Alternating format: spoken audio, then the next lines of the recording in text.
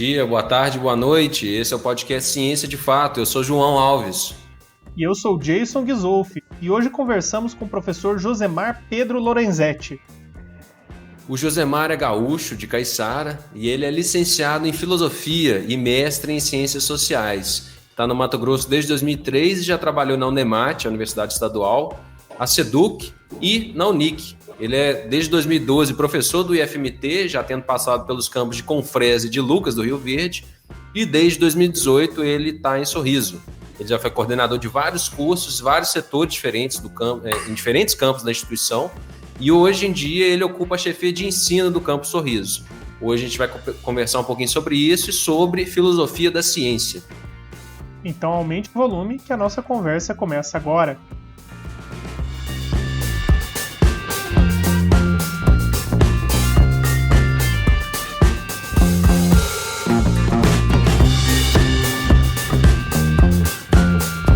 Seja bem-vindo, professor. Seja bem-vindo, professor. Tudo bem com você?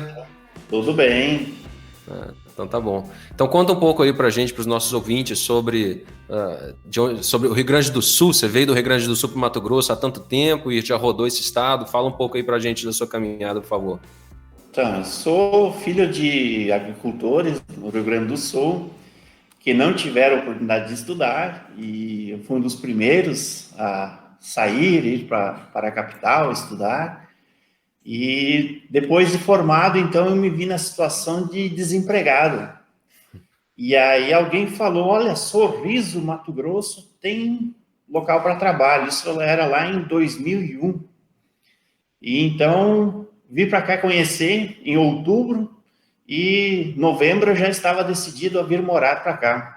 Desde então, foi Sinop, foi Cáceres, foi Cuiabá, foi Alta Floresta, Confresa, Lucas, várias cidades aí, nessa função aí de sobreviver da filosofia, lecionando filosofia, e eu me coloquei nesse caminho, então. Como que foi a reação dos seus pais quando você falou, vou fazer faculdade de filosofia? Foi num cenário um pouquinho maior, né? Eu estava no seminário da Igreja Católica, estudando para ser padre, né, na Igreja Católica. E no próprio processo de amadurecimento lá, eu percebi que, de repente, eu me encaixava melhor como professor, e era o que eu queria fazer. E aí foi natural, depois de formado, então, eu procurar um local para trabalhar, e isso veio naturalmente, né? Mas a família achava que eu ia para o sacerdócio. Acabou que eu quis, meio que um sacerdócio também, né, lecionar. O que tem dentro da área de filosofia que o pessoal que vai para fazer seminário acaba se apaixonando por essa área? Que É isso que eu ia perguntar também. O professor Claudir é outro também, né? Que foi a mesma situação. É uma situação muito comum, inclusive no Brasil faltam professores de filosofia formados, né, em filosofia. Muita gente sem a formação devida acaba atuando nas escolas pela falta de profissionais. E dentro do processo de formação do sacerdócio na Igreja Católica, a filosofia é propedêutica, ela é o primeiro passo de formação. Deixa eu te perguntar outra coisa, porque na matemática, os antigos, eles eram as duas coisas, né? Filósofos e matemáticos, Tales, Pitágoras, vários filósofos da antiguidade eram também matemáticos e vice-versa, porque não existia, era junto, né? E em diversos momentos ali da epistemologia, filosofia da ciência, a gente se depara com argumentos lógicos da filosofia, mas que a gente usa na matemática o tempo todo para demonstrações. Você teve interesse também por matemática ou você ficou mais só para filosofia mesmo? A matemática é um dos grandes calcanhares de Aquiles da minha formação, que foi bem fraca nesse sentido. Mas, assim, o próprio desenvolvimento da ciência como um todo, ele se deu primeiro na filosofia, e depois as ciências particulares foram se separando da filosofia. Então, a filosofia está ali na origem. Como que funciona a pesquisa em filosofia? A pesquisa é bastante bibliográfica. Por isso que na pós-graduação, depois mestrado, eu quis partir para as ciências sociais, porque as ciências sociais elas têm essa questão da aplicação, né, de uso de uma metodologia que se aproxima mais da metodologia clássica da ciência, enquanto a filosofia tem muito um trabalho bibliográfico. E no mestrado, o meu trabalho foi em cima de pesquisa de campo, em cima de associações e organizações econômicas dentro da economia solidária, e eu achei mais interessante, até para a minha formação, e aquilo que eu trabalhava dentro como professor, ter essa formação um pouquinho mais prática. Então, professor, a filosofia da ciência, né, que a disciplina da qual você foi professor, ela, dentre outras coisas, ela busca entender como que a ciência opera, né? E um dos problemas estudados por essa linha é o indutivismo. Então, o que é o indutivismo, assim, basicamente?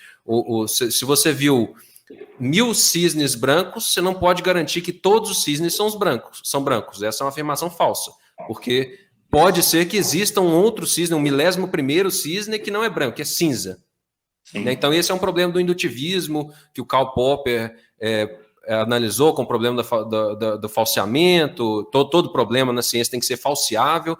Mas você acha que esse problema do indutivismo, de induzir, é comum na ciência moderna? Você acha que as pessoas, os cientistas, ou pelo menos os chamados cientistas hoje em dia, apesar de ciência hoje em dia ser muito remetida a essas hard sciences, matemática, física, engenharia ou medicina, né? Mas você acha que a ciência está constantemente se baseando nesse indutivismo e generalizando mais do que o necessário, vamos dizer assim? Eu vejo que o problema da indução é um problema tanto a nível social hoje, né? Muita fonte de informação incorreta também está aí, e ele entra também na academia, nas primeiras pesquisas, quando a pessoa vai trabalhar um pouquinho de ciência e o método científico, ele inicialmente quer ficar em cima da indução, e sem se dar conta dos problemas, né? Já na antiguidade se dizia que o sol nasce todo dia, e acreditar que ele vai nascer amanhã é só uma crença. Você não pode, com base nas experiências anteriores, obrigar ele a surgir amanhã. Da mesma forma, hoje, muitas vezes as pessoas dizem assim, não, mas eu presenciei, eu vi.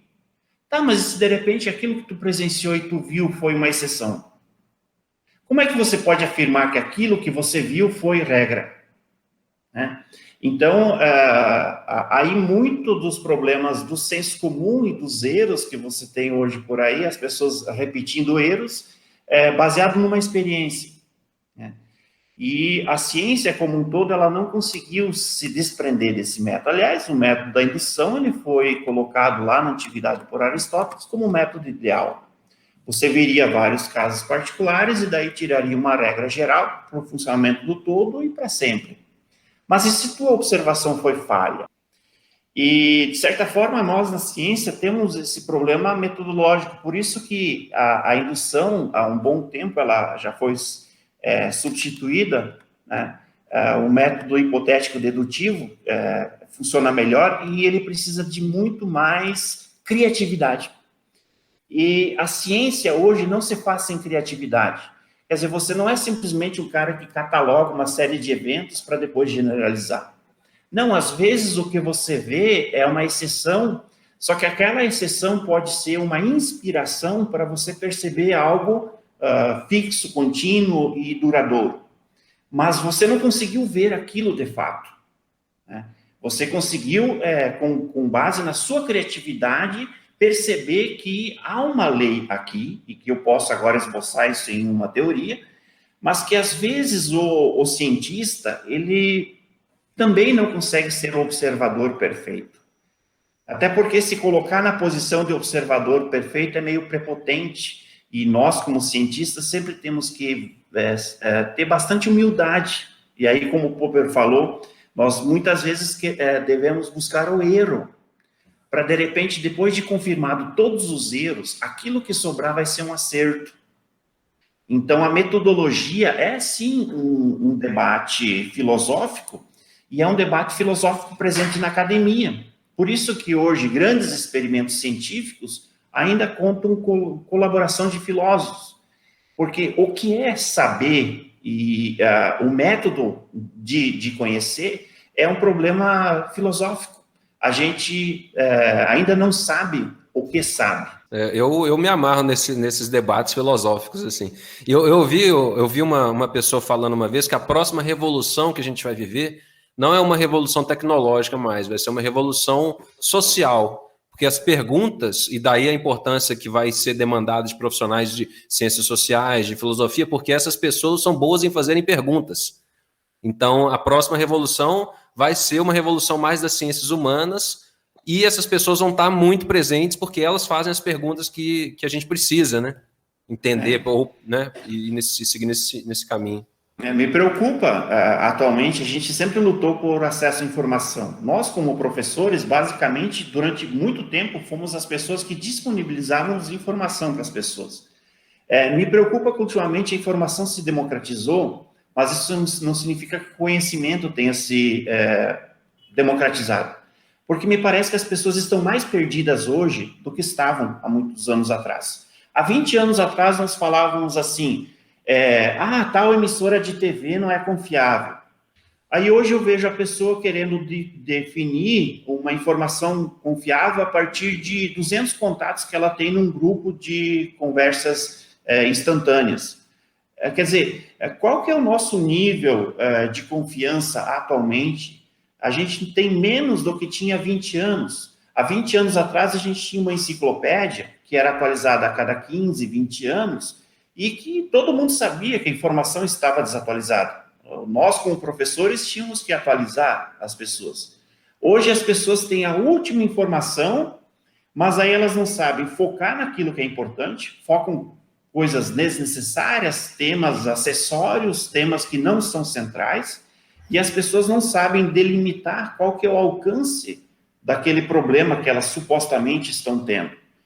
Então, a nossa sociedade hoje, eu creio que está mais perdida, e a função do professor, ela está mais necessária que nunca, no sentido de orientar as pessoas para aquilo que é essencial, para aquilo que é acessório, para aquilo que é duradouro, para aquilo que é passageiro, e que nós temos essa função ainda assim, mais presente que nunca. A humanidade, ela continua sem norte, né? E as pessoas mais perdidas, percebo nesse sentido. Então, nós temos, sim, uma tarefa monstruosa aí nesse sentido. É uma crise, né? O professor João colocou que as pessoas não sabem fazer perguntas, mas além de não saber questionar, né, a pergunta, elaborar a sua questão, não sabem também questionar a resposta que recebe, né, nesse volume de informações que a gente tem aí, não consegue colocar o filtro, quem que me passou essa informação? Quais os interesses por trás dessa informação que foi me passada? Em que contexto essa informação me foi passada? Exato. A questão da confiança Na fonte. Confia-se em geral no que chega, né? Sem perceber que muitas vezes chega muita coisa apenas para se perder tempo, né? A pessoa que fica muitas vezes em redes sociais, por exemplo, tem lá, num minuto, ela recebeu 10, 15 informações sobre diferentes coisas, diferentes situações, diferentes pessoas, e ela não consegue juntar os fatos e formar uma visão de conjunto. Então, professor Josemar, estamos chegando aqui ao final da nossa conversa. Você gostaria de deixar alguma mensagem aí final para os nossos espectadores? Nós, como IFMT, nós temos um papel interessante na sociedade. O fato, por exemplo, de termos cursos técnicos, poderia, se esse curso técnico ele fosse trabalhado de uma maneira que alcançasse as pessoas, ele poderia fazer muita diferença na sociedade brasileira. Uma pessoa com curso técnico por si só, ela ascende na escala social por justamente ter uma formação especializada e que a sociedade precisa de profissionais especializados. Então, nós temos uma proposta de formação que é muito interessante. É uma pena que muitas vezes não chega a todas as pessoas que deveria chegar para provocar a mudança na vida das pessoas que a formação técnica poderia provocar.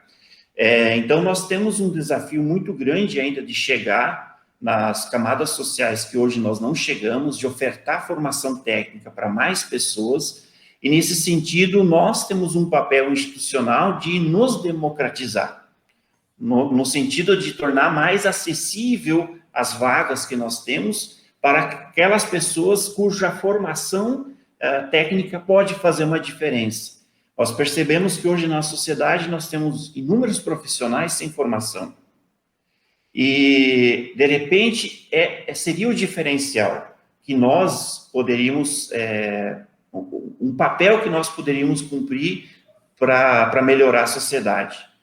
E aí eu me coloco nessa questão de como que nós poderíamos, enquanto instituição, chegar nos bairros, nas classes sociais que nós ainda não chegamos, que nós ainda não atendemos.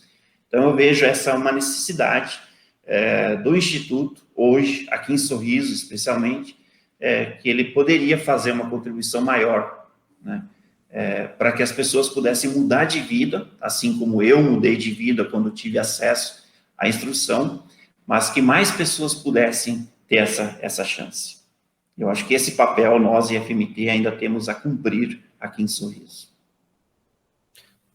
Muito obrigado pela participação. Se você quer fazer um curso técnico no IFMT, o IFMT está com o edital aberto, tá? Edital número 67 de 2021, oferta cursos técnicos integrados ao ensino médio. Está com inscrições abertas para os cursos de técnico em agropecuária e técnico em alimentos no IFMT Campo Sorriso. Se você não mora em Sorriso, tem várias outras opções. Você pode acessar seleção, sem cedilha e sem tio, .ifmt.edu.br.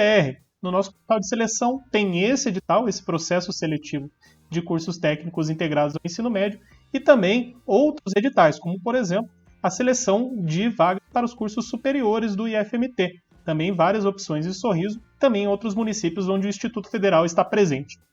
O objetivo do nosso podcast é ser um programa rápido para aproximar você do universo da ciência. Quer saber mais sobre o assunto que tratamos aqui hoje?